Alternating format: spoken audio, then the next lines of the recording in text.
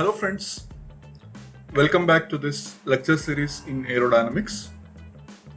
So in previous lecture we understood the application of stream function, why we use stream function and why we should understand the difference between the rotational flow as well as the irrotational flows. Additionally, we understood what is the application of vorticity. So in today's lecture, we will be discussing about velocity potential function, a new parameter to obtain velocities, and also something called as circulation.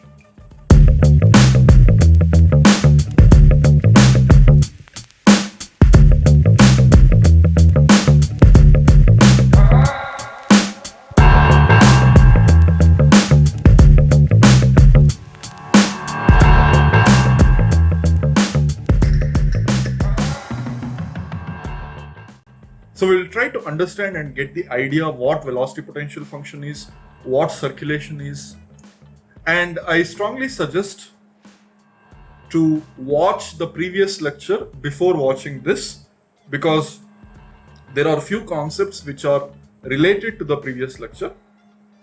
So you may need to revise it once before watching this particular lecture on velocity potential function. Okay, let's begin. So let's try to understand what is velocity potential function. So if you can recall, if I say the vorticity is 0, that means the curl of vector velocity v is 0.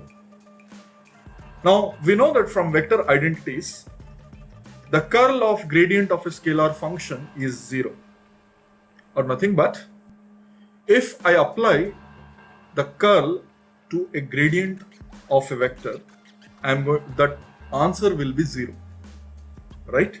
So if I compare these two expressions, I can say that the velocity vector is nothing but the gradient of a function phi, right? Now this phi is called as velocity potential. Now this phi represents the equation of a lines perpendicular to streamlines. We will prove it why the equipotential lines are perpendicular to the streamlines. So the function which represents equipotential lines are called as velocity potential functions. Clear? Let's revise quickly what stream function is. A stream function is a function which represents a streamline, whereas velocity potential function represents equipotential lines. And remember, both streamlines and equipotential lines are perpendicular to each other. Clear? Right. So let's call that equation as equation 10a.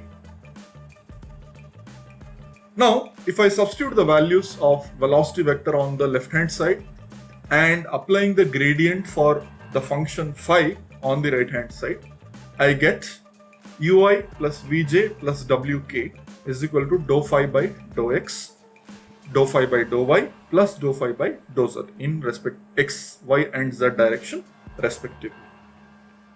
So in Cartesian coordinates, if I compare LHS and RHS, I get the velocity in x direction, that is u, is equal to the differentiation of stream function with respect to x. Of course, it is partial differentiation because the velocity potential function depends on x, y and z direction. So please understand this. And I get the velocity component in y direction as the partial differentiation of the velocity potential function with respect to y direction. Similarly for w. So let's call these conditions as equation 10b. Right? The same velocities I can represent it in terms of cylindrical coordinates, where I get Vr is equal to dou phi by dou r and V theta is equal to 1 by r dou phi by dou theta and Vz is equal to dou phi by dou z. Let's call that as equation number 11. The relationship between the stream function and velocity components in the previous class And in this class, I got a relationship between the velocity potential function and velocities in x, y, and z directions. Can I able to relate stream function with velocity potential function? And the answer is yes. I can relate both stream function as well as velocity potential function. Let's use the principles of partial differentiation for both the stream function psi as well as the velocity potential function phi. For a streamline, psi, which depends on x and y, is a constant value. Now the differentiation of psi should be 0, right? Differentiation of any constant value is 0. So what I do, I use the mathematical principle of partial differentiation and try to get the slope of this curve, right? So what happens when I get the slope of this streamline, I can also get the slope of equipotential lines. Then it is easier to compare both of them. So how to get slope of a streamline? Differentiate the streamline, right? That's what I am doing here. D psi is equal to dou psi by dou x into dx plus dou psi by dou y into dy, which is equal to 0, right? So what is dou psi by dou x? It is nothing but the negative velocity component in y direction. Similarly, dou psi by dou y is the positive velocity component in x direction. So I just substitute both the values and equate it to 0. So what I get here, if I solve for dy by dx, that is nothing but slope of a streamline, I get it as v by u. The similar methodology I followed here for velocity potential function, and I got the slope of velocity potential or equipotential line as minus u by v, right? So if you observe carefully these two equations, I get a relationship between the slope of a streamline and the slope of equipotential line. Now if I compare both of this, I can say that the slope of stream function is nothing but the negative inverse of slope of velocity potential function. The slopes of streamline is the negative inverse of slope of the velocity potential function, which says that both streamline and equipotential lines are perpendicular to each other, right? Very interesting concept. So let's call this as equation number 12. Let's introduce a new concept called as circulation. So I have a set of streamlines as shown in the figure, and I have considered a closed curve C. This is of my choice, right? I can consider this C as a circle, as an ellipse, as whatever curve I want. Now for this analysis, this is the shape of the curve I have considered. Then if I observe carefully, the velocity v is defined at a point on this curve where a small line segment is also defined, that is ds. Now the circulation is defined as the negative integral of, and we have the closed integral of the product of velocity and the line segment ds, right? And the unit of circulation is meter square per second. Now with this I can define circulation as the negative of line integral of velocity around a closed curve in the flow. Now it's a kinematic property which depends only on the velocity field based on the curve you choose. Getting the point? Circulation is a kinematic property of the fluid flow, right? Just like we have stream function, we have velocity potential function, and also we have circulation to define the kinematic behavior of the flow. Now let's try to understand the relationship between the circulation and vorticity, right?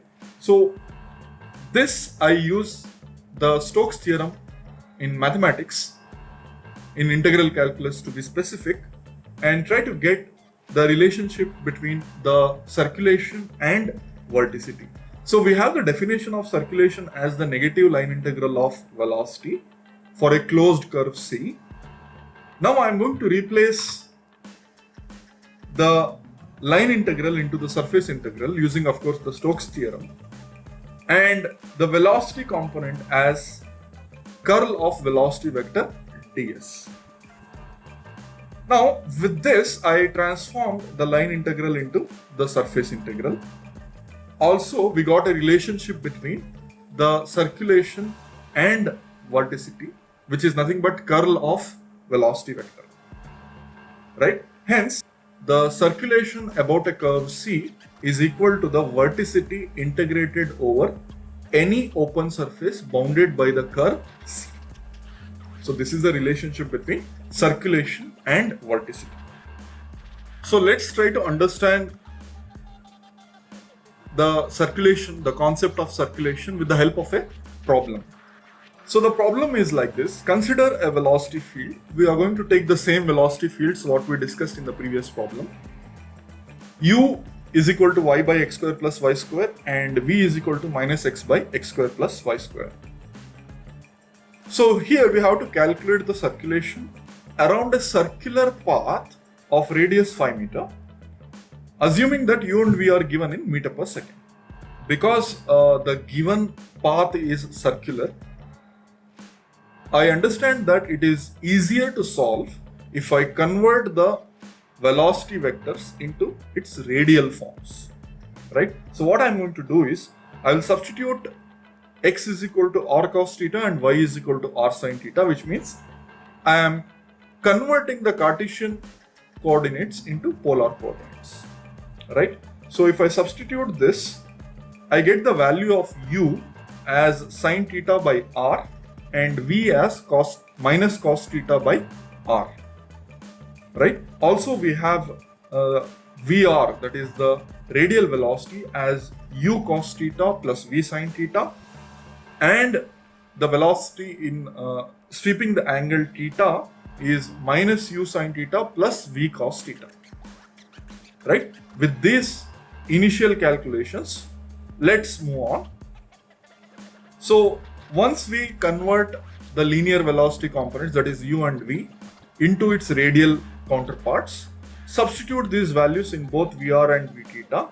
Once I get for vr as 0 velocity and v theta as minus 1 by r, right? So now I need to calculate what is v dot ds, and v dot ds is nothing but vr into er plus v theta into e theta. This is the expansion in radial terms. Dot dr into er, that is the differentiation of r multiplied by er, plus r d theta into e theta, right? Now after substituting these values here and opening the brackets, vr er into dr into er, that is er square. So I'm going to get vr into dr, right? That is the first term, and the second term is r v theta into d theta. Now in this we know all the values, just have to substitute all the values. So I'm going to get v dot ds in terms of radial components, that is r and theta, as minus d theta. So the cyclic integral negative of v ds is being converted into the negative integral of 0 to theta minus d theta. So minus and minus will get cancelled. Applying the limits, I get the value of circulation as 2 pi meter square per second. I hope the concepts of circulations are clear now. So I will end this lecture here. I want you guys to revise all the three concepts: stream function, velocity potential function, and circulation. And be thorough with the concepts, because we will be using all the three concepts in the coming lectures, right? Thank you very much for watching.